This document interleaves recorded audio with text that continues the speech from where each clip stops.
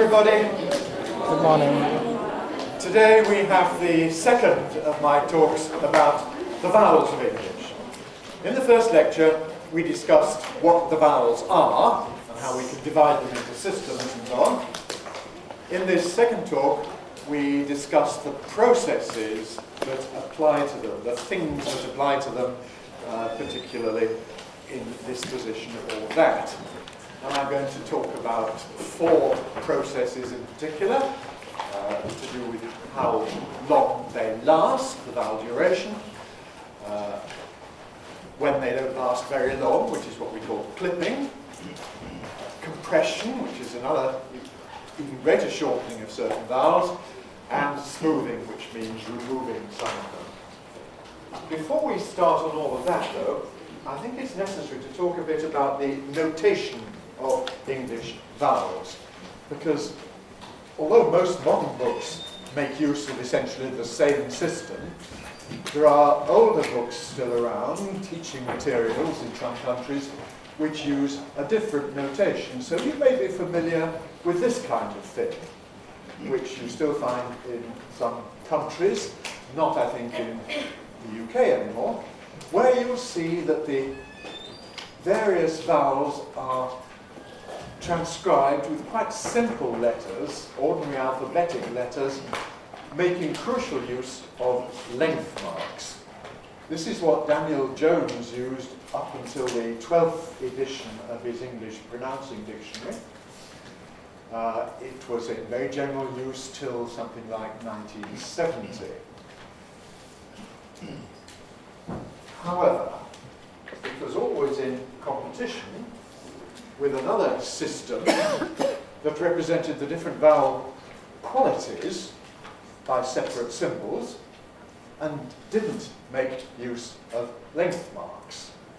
So if you look at the first two, the letter I with two dots and the ordinary letter I, that was for green and grin respectively. And then the other system, the qualitative system, used a separate letter, the ordinary letter I for green and the small capital letter I for grin. Now, both of these systems were found in books and in phonetics classes. When I was first appointed to the department, on the whole, the first is the system that was used for teaching foreign learners of English, whereas the second is what was used for teaching native speakers. Of course, my duties involved both of these things, so I had to be flexible. I had to switch between them. But then Professor Gibson produced a synthesis of these two approaches, where, as well as showing quantity with length and quality by separate symbols, we put them both together and we, perhaps a little bit redundantly, use both length marks and different symbol shapes. And that's essentially the system that we use today. That's Gibson's quantitative notation. And it was adopted very generally by phoneticians in the UK, and in particular by the big pronunciation dictionaries, Jones's own dictionary under Gibson's editorship, and then in my own London pronunciation dictionary, and in Peter Roach's very influential books, English, Phonetics and Phonology, and so on. So that really, after years of people complaining that we couldn't decide what system we wanted to use, now essentially we use this one at the bottom there. There are certain trivial differences. Some people like to write the air diphthong as in chair with an open air and length mark after it, which is fine. We discussed that when we discussed how this is realized. And there are various other trivial differences that people want to apply. But the general notion of having a quantitative, qualitative system has met with general agreement. And I hope the textbooks in countries that haven't yet caught up will catch up with this. Now, the first of the processes I promised to discuss with you is the one we call Pre-Fortis Clipping. When you say, what's your job? Oh, I'm a teacher. there is a sort of problem about the first vowel in teacher, the stressed vowel in teacher, because we call that a long vowel, and we transcribe it with length marks. And this might lead you to think that it ought to be pronounced teacher. I'm a teacher. Making it nice and long. And, you know, if you were a speaker of Finnish or indeed Japanese, that's a very reasonable mistake to make. But in real life English, it's pronounced teacher. So the problem is why?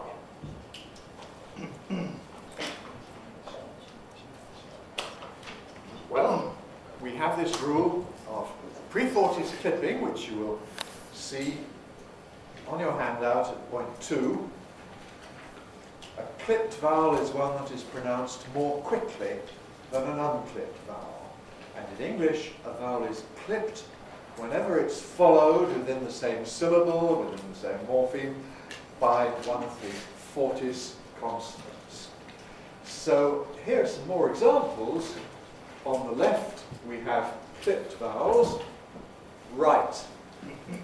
On the right, we have unclipped vowels. Ride, safe, save, niece, knees, batch, badge, rope, robe. Okay, my brother's daughter is my niece. These are my knees. And there is quite a noticeable difference of duration between those two vowels. But it's not because of the inherent quality of being a short or a long vowel, it's because of the positional factor of being before a Fortis consonant in one case and a Lenis consonant in the other. More pictures for the same thing. That's a cart. Well, we call it a trolley in Britain, but Americans call it a cart, and you can call it a cart, whereas that's a card. Back. Bag. Is that bag? No. I don't know where the bag is, got lost. Rich, that's all right on it, yes, and a ridge, the mountains. So whenever we've got one of these Fortis consonants, pataka, ch, immediately following, then we get this clipping effect.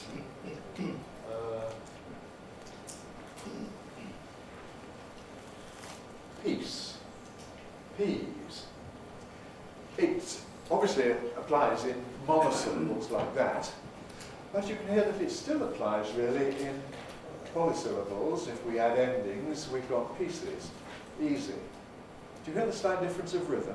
Pieces, easy, pieces, easy. It's not as dramatic as in piece versus peas, but it's still there.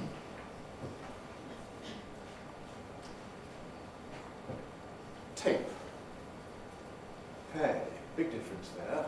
Tape, pay. Tape has got that Fortis consonant, pay hasn't. Add another syllable, paper, labour. In paper, we still have the Pre-Fortis clipping effect, paper, paper, paper, but in labour, we don't.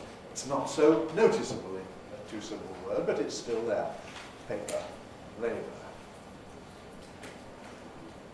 I know someone whose name is Peter. In my kind of English, at any rate, his name is not Peter. It's Peter. Peter, because of this Pre-Fortis clipping effect.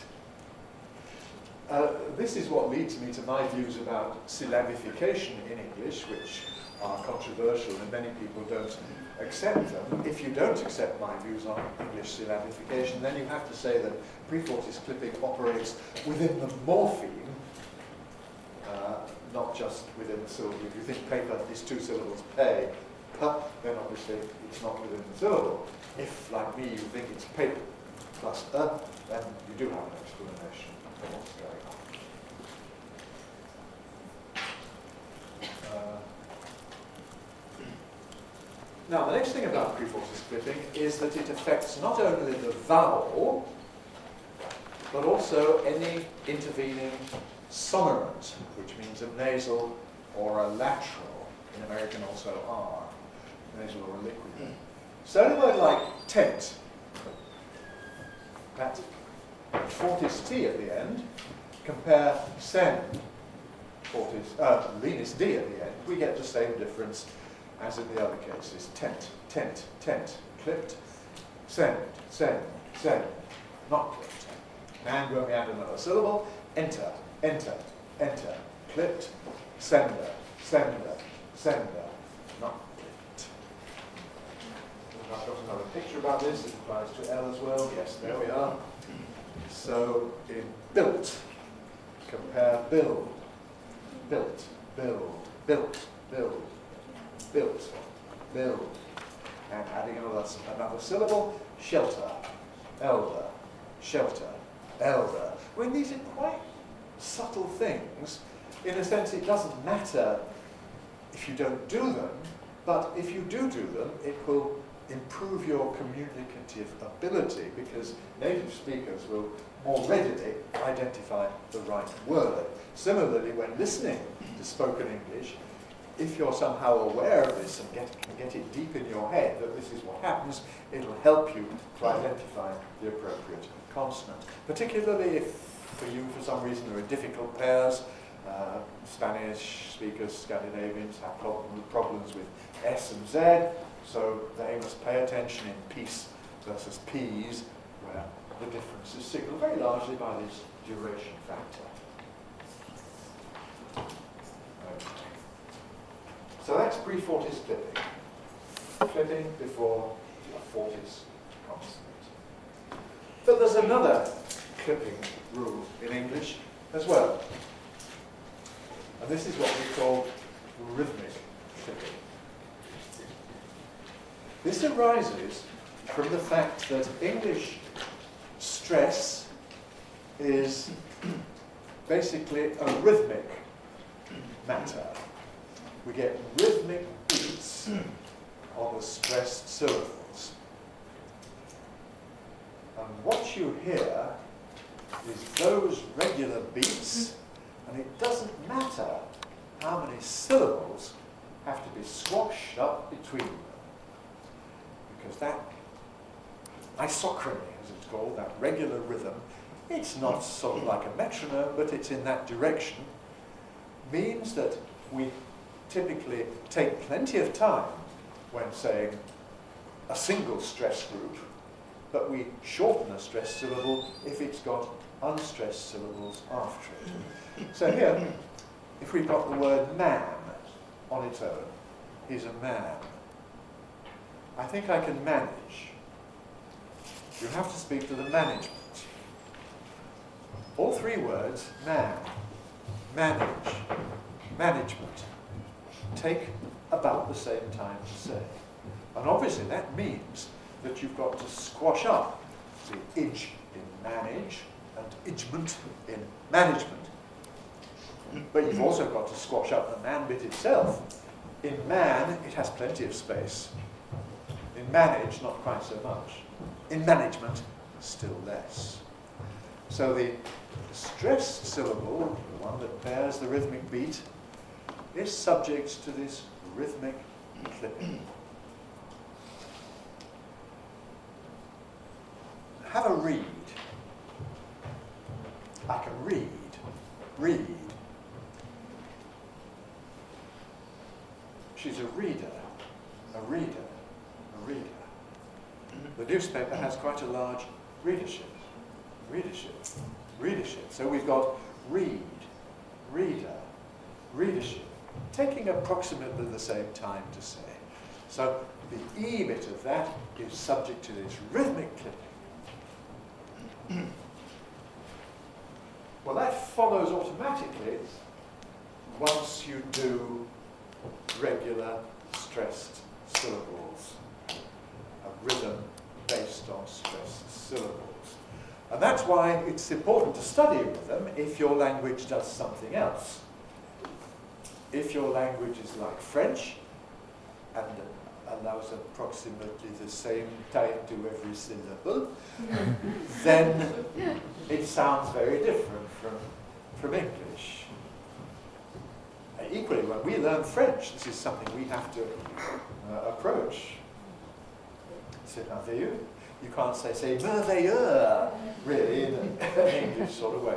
And in Spanish, likewise, and indeed in Japanese. Now, Japanese rhythm is based on something else again. It's based on what we call the mora, which is either a vowel, or a nasal, or a double obstruent. And so in Japanese, Yokohama, Suiso, Tokyo, you have amounts allocated like that. And all Japanese people can count these moras very easily. And of course, when you write them in kana, you have a separate symbol for each mora. But English doesn't work like that. It means that in English, a word such as window consists of 2 syllables, even though from a Japanese point of view it may sound like 4, 5, window. So somehow you have to get and think of these things from the point of view of the language you're learning. And this may mean quite a sort of effort of thought. It's all in the head, it's all in the brain, it's all in the mind. This is something that's very important to remember in pronunciation, teaching and pronunciation learning. Okay, you've got to do the gymnastics with your tongue and your lips and your organs of speech, but very importantly, you've also got to do the mental reorganization that enables you to speak the foreign language in what for it is a natural way. Okay, now we've got back to, now we can see what's funny about the E in teacher. It's subject to both of these processes. Because it's followed by ch, it's subject to Pre-Fortis Clipping, as indeed the simple verb teach is. But because it's got an unstressed syllable after it, it's also subject to rhythmic clipping. So both of these accumulate together, they have a double effect, and the result is that the E in teacher is really not very long in duration at all. It's still the long vowel E because it's still technically an allophone of the phoneme E, but it's a variant of that same vowel, even though its duration is pretty short. Because in English, although the duration varies, the quality remains. It's still going to be E, not E. It doesn't rhyme with richer, rich, richer, richest, teacher, richer, teacher, richer. The rhythm may now be much the same, but there's a qualitative difference.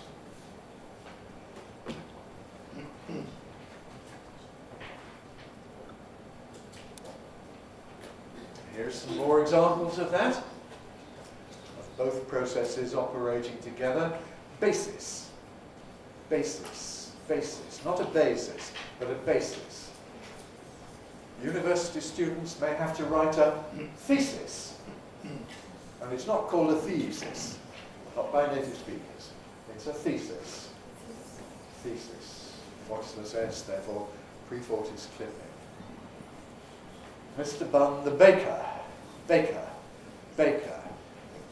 Gives it Pre-Fortis Clipping, the gives it rhythmic clipping. Baker. And of course, within longer words, like decisive, we see exactly the same phenomenon. Forget the D, we're left with decisive, which has the same distance. The I is before a Fortis consonant, the second S sound, and the IV is an extra syllable. So we get decisive. Decisively, even more.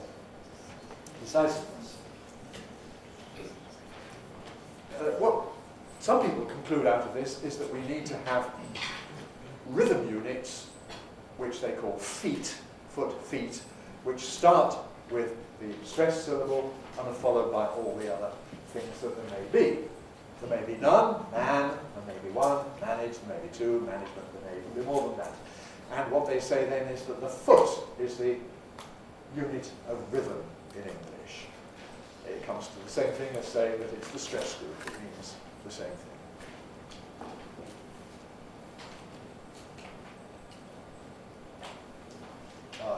Just a few more examples on the handout, so let's look at them. tend, tender, tenderness, yes. Teacher, usefulness. There's another nice word, usefulness. Usefulness. It's in use, makes it Pre-Fortis clipped. The fullness makes it rhythmic clipped. And we end up with double clipping and a pretty short duration of the oo in usefulness. I'm pronouncing, by the way, in the way that's appropriate for someone of my generation, usefulness. If I were younger, what would I be saying? Well, probably usefulness, or even usefulness, because that's this vowel that I mentioned to you. It's getting fronter and losing its rounding. Probably it's not wise to tell you this. Probably you oughtn't to imitate it, unless you're very good at English phonetics, in which case you can imitate people of your own age. Usefulness, useful. I say usefulness. Okay, let's move on to the question of functional load. Now, this is very familiar, of course. I'm sure you've practiced, and if your teachers have taught this kind of exercise where people have to distinguish between sheep and ship, lean and bin, eat and it, seat and sit, leak and lick, cheeks and chinks.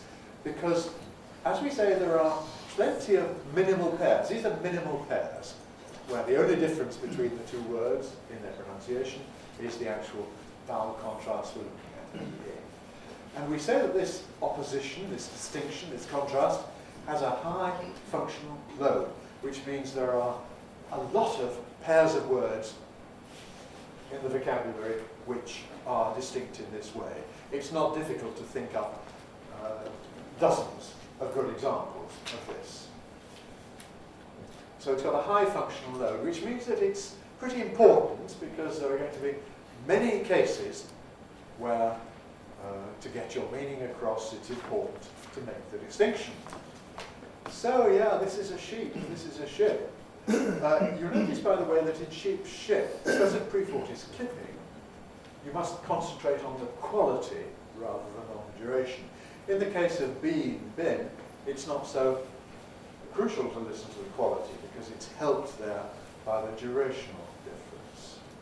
All of the others, apart from bean, bin, on this screen have got Pre-Fortis clipping in the one. Well, both of them really, but it affects the long R more dramatically, of course. So, high functional load, lots of pairs. Sleep, slip, green, grin. Easy, busy.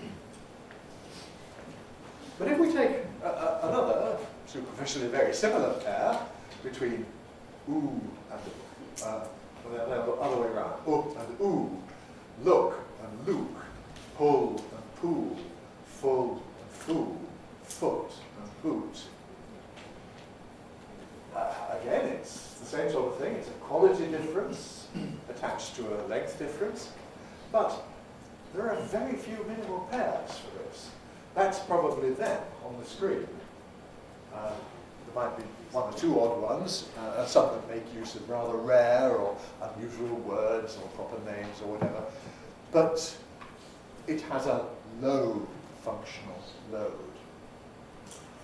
And indeed, there's one whole group of accents of English, Scottish and Northern Irish English, which don't make this distinction.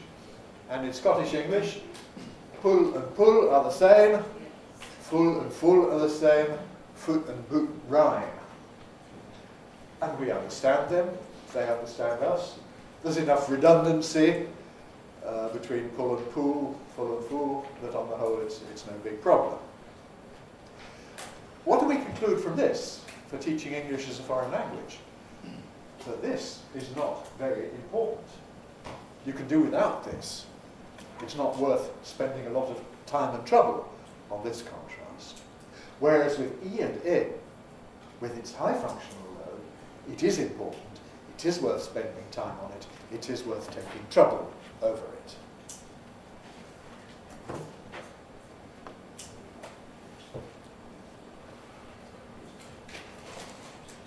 Here's another opposition, another contrast. Does this have a high functional load or a low functional load? High. Lots lots of minimal pairs like pet and pat, man and men, net, nat, pedaling, paddling. Set, sat, bed, bad, pen, pan. You can think up lots more examples for yourself, I'm sure. So this is an important contrast, an important opposition, because it has a high functional load, which means that if you're a native speaker of German, Polish, Russian, and this is difficult for you, then it's worth giving plenty of attention to it. It's also awkward from the point of view of world English because of changes that are going on in American English. What's happening in American English is that the is getting opener. Instead of men, people, well, some Americans say min, other Americans say man. It's moving away from our kind of men, whereas man in American English is becoming closer, tenser, man, and you end up with one man, many men, or many men, or many men in American English, which is tiresome because it means that we can sometimes mistake what they're saying and we're not quite sure whether it's a trek or a track, a bed or a bag. So there is support from the context, of course, which means that on the whole speakers will probably be able to recover what you meant. Even so, it is a very big mark of a foreign accent to say black when you mean black, or to go and sleep in a bag instead of a bed.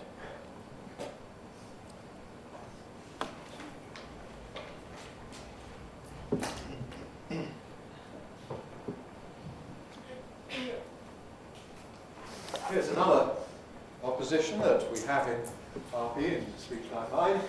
There are two different people. One of them is called Don, and the other one's called Dawn.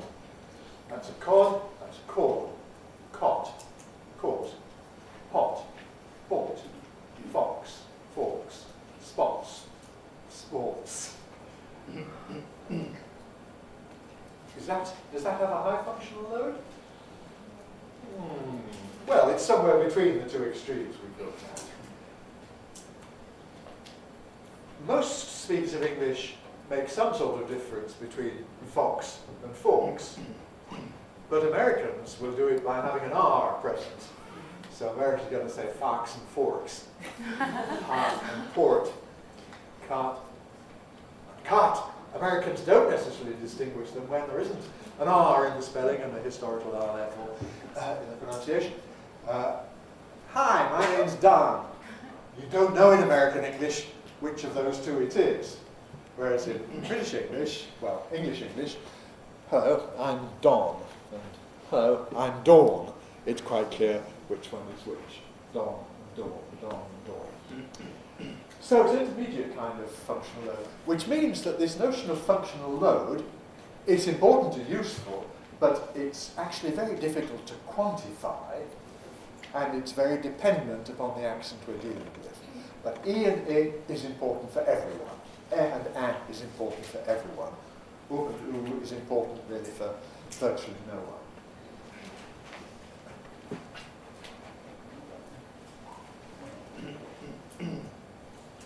Okay, let's move on. I've got two processes to talk about with you.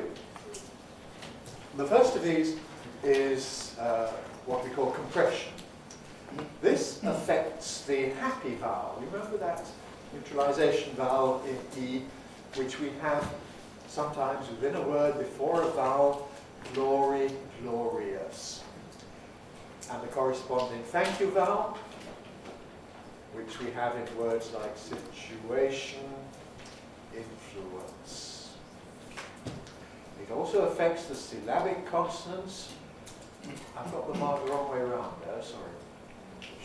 The one on the left should have the syllabicity mark, the one on the right not.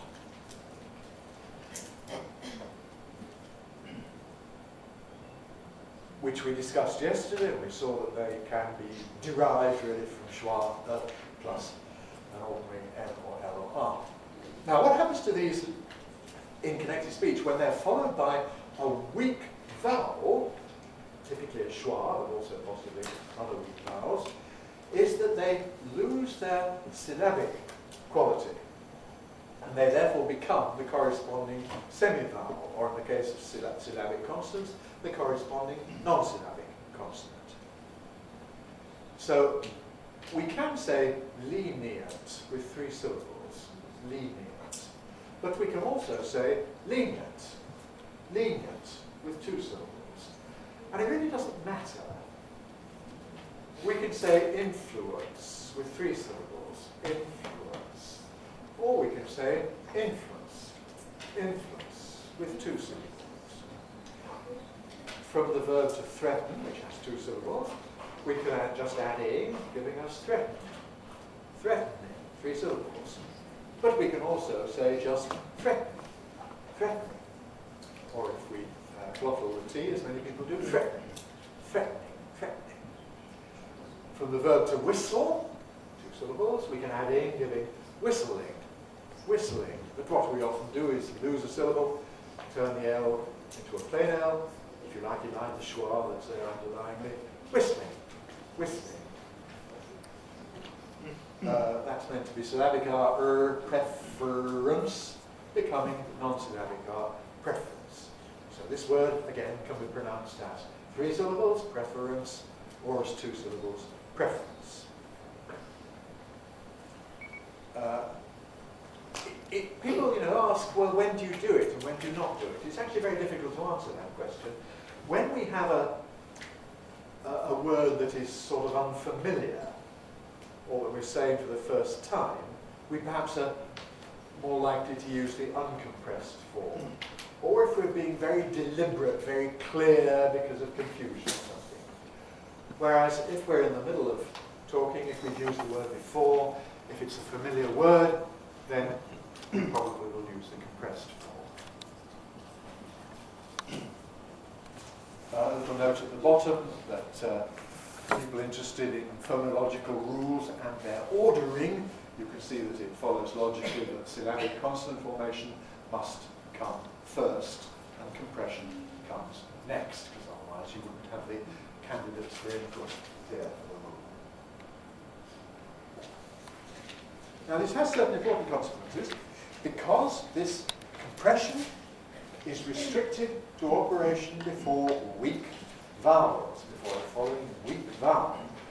As in the examples we had, lenient where the is weak, threatening where the I is weak.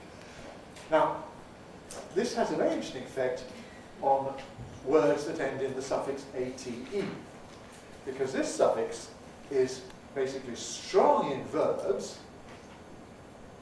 Verbs with ate in the spelling are pronounced with 8. Communicate, to separate, whereas adjectives are typically pronounced with ut, with a weak vowel. Some people have it, some people have ut, I have ut. So the adjective is basically separate. This means that the adjective is a candidate for compression, separate. But the verb isn't. You can't say separate. Not really. Word. Well, yes, I mean, I can't say this too strongly. You can certainly say separate with a sort of what I would call a syllabic R there, and in some styles of speech, anything can happen. But in Daniel Jones's, what did he call it, slow colloquial speech, I don't think so. Whereas in slow colloquial speech, you can certainly say, well, they went their separate ways. Separate. They decided to separate. I don't think you say they decided to separate. No. So that's the kind of style I'm talking about. And it's clear there is a difference between them. Well, putting it at the very weakest, when we have a following weak vowel, that favours compression. When we have a following strong vowel, that disfavours it. Same thing here, in the verb to moderate, and the adjective moderate. We get out of that moderate. But subject to some conditions, we don't get moderate. And you notice the effect on the DR, because, oh, move away. That's the problem with being online, isn't it? It's gone. Good, okay. Connected to the internet all the time, you see, behind us here. Yeah, moderate gives us moderate. Now the D and the R are next to one another. Therefore, they can become an affricate drink, just like in drink. Moderate, and not moderate. Whereas in moderate, I don't think that would ever happen. You'd never get moderate. That would be wrong. Now, I say this only happens before a weak vowel. This is interesting. This is the fact about English. Many languages have similar processes of compression that cause E and U to become non-syllabic before a following vowel. But other languages may operate differently. Spanish, for example, can compress any E or U before a following vowel. It doesn't matter what kind of vowel.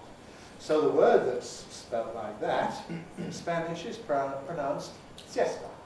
Una siesta. Siesta. When we borrowed that word into English, well, we feel this has got to have three syllables. It's a siesta. Siesta, siesta, siesta. We don't call it siesta. Same with fiesta and lots of other words. So that's a sort of practical consequence in English of this general principle.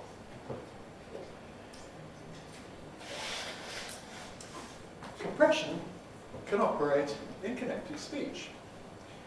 Now you know that me has a weak form mi with a happy vowel. So if we've got tell me, you know, unstressed, unaccented, weak has a happy vowel in the weak form of mi, tell me, tell me. And then if it's followed by another weak vowel, tell me a story, there we have the conditions for compression, giving tell me a story, tell me a story, tell me a story. And certainly that's what I very readily say under those circumstances. I tend to suppress this a bit when I'm talking slowly and clearly for a foreign audience, but I don't always remember, and I certainly do it very readily in my everyday speech. Tell me a story.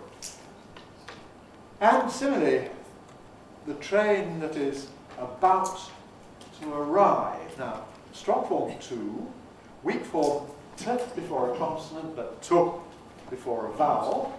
Here it's before a vowel, as in arrive. So we can get compression to arrive. The train is about to arrive. To arrive, to arrive, to arrive. We've lost a syllable there. You can even get this with syllabic n, because and has a weak form which becomes syllabic n. Is a way of saying and. But when we got out, about, which is, by the way, a common sort of cliche, idiomatic expression to wander around different places, to go out and about, out and about, out and about, out and about, you can have that n non-syllabic. It can be syllabic, out and about, but it can also be non-syllabic, out and about. So if you're doing transcription from natural speech, this is something you need to know about to explain the phenomena you may encounter. Whoops. Here's some more. L, couple, following weak vowel, of, couple of, gives you a couple of minutes ago. Neighbour, ends in following segment is a vowel, therefore we use linking R, neighbour of. Schwa plus R can produce a syllabic consonant, neighbour. Syllabic consonant can lose its syllabicity before a weak vowel, giving a neighbour vowels, a neighbour vowels, a neighbour vowels. So really what's happened there is the final sound in neighbour is no longer but a neighbour vowels. But unless you have some notion of processes applying to starting forms, gradually delivering you the final form, it's difficult to understand what's going on.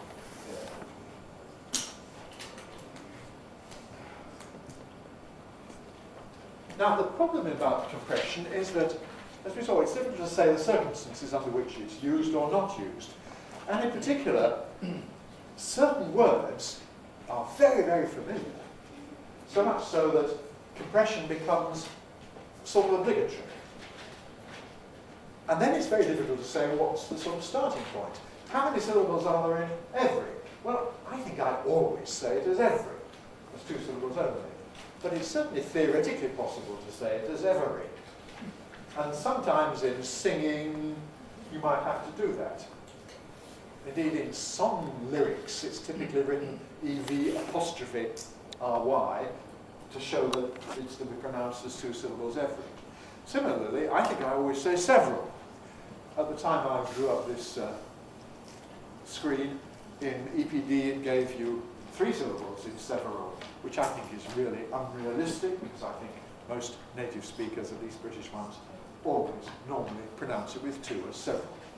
I would say the same is true of different. I don't ever say different as far as I know, just different. It gets trickier with words like, well, is it general or is it general? I think it's general, and that's what I would give first choice. Is it reference or is it reference? I think reference ought to be your first choice. Factory or factory? Battery or battery? I need a new battery. I need a new battery. Americans don't do this as readily as the Brits do. History. That's what I have. History, you will also hear. And so you see, this is the beginning of a sort of whole list of possibilities where compression starts off really very, very strongly favoured, obligatory, categorical, and gradually becomes less and less necessary or obligatory. Here are some more words where it's sort of much more optional. Victory, victory, lateral, lateral, federal, federal, bothering, bothering. Americans rather typically say federal structure, whereas Brits, I think, more readily say federal structure. Sometimes it would lead to homophonic clash if you did it. So although theoretically you can say, you can call the country Hungary, in practice we don't, because of the confusion with the ordinary adjective, Hungary. All right, our last process for today is called smoothing. And this is a process which you can perhaps ignore from the point of view of production, but you should be aware of it from the point of view of comprehension of processing incoming messages. Let's take the word far, first of all. What did I say? I said, let's take the word far. I don't normally, when speaking reasonably fast, I don't normally say fire. I can say fire. I know that that's what it is in some sense, but usually I get rid of the I element in I. Instead of saying I just take a shortcut for my tongue and say fire.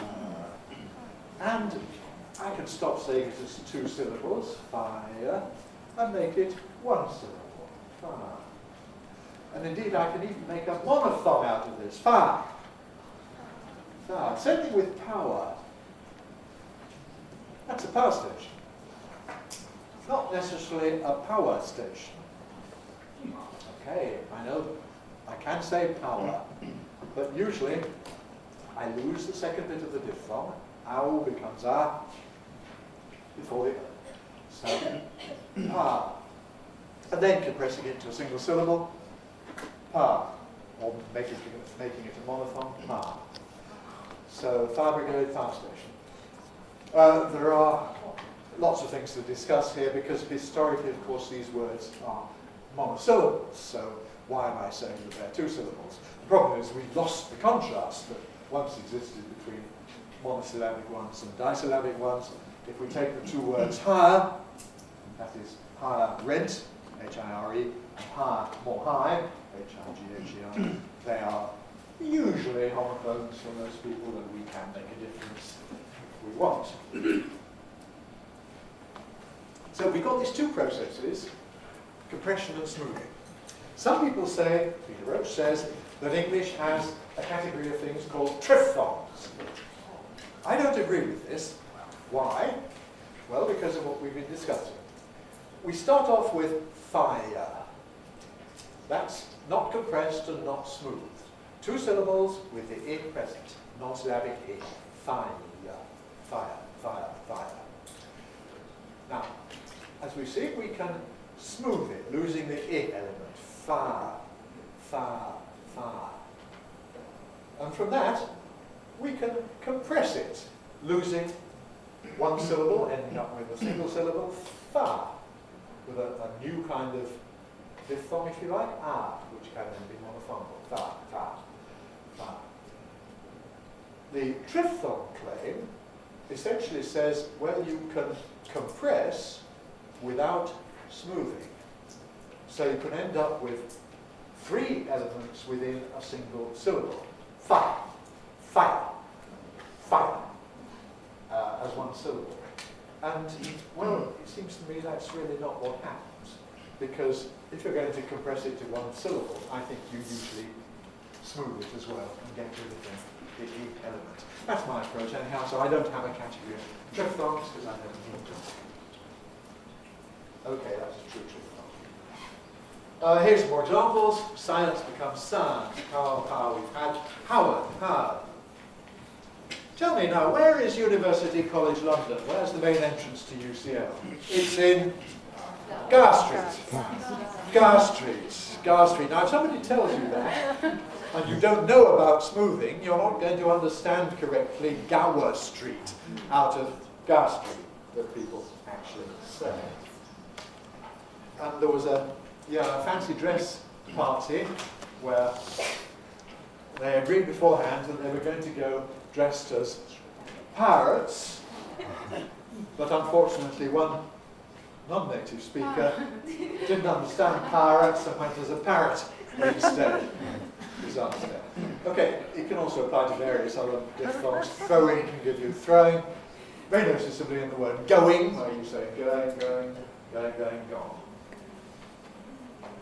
And we've run over by 1 minute, but that's the end of the lecture. Thank you very much.